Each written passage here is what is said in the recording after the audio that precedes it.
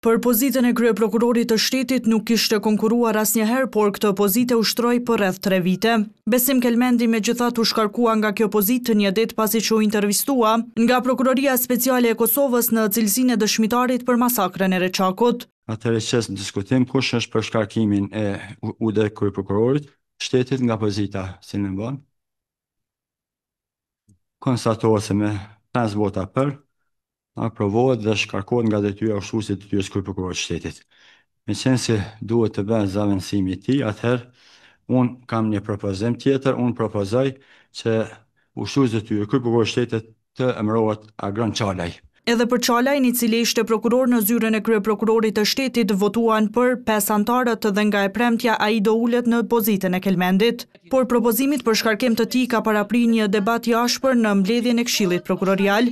Aty ishte parapartë të diskutohej për raportin e Komisionit Zgjedhor për zgjedhjen e anëtarit prokuror të KPK-s nga radhët e prokurorive themelore nga komuniteti jo shumicë. Cili ma, siç shihet, nuk përfaqëson unitetin e sistemit prokurorial, për të shka edhe është zëtuar nga fillimi i marrjes së kësaj detyre,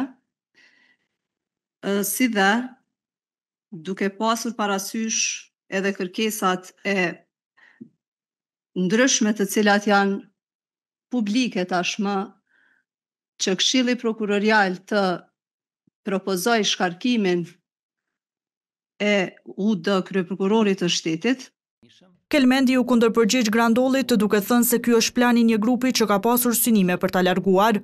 Edhe kur njët nuk jam di ma keq se sa këto ditët e funit kur është bë plani për largimin tim nga kjo pozitë. Dhe ka qenë shumë e lehtë për mua që të ofroj një dorëheqje. Shumë e lehtë. Gjë më të lehtë s'ka pas.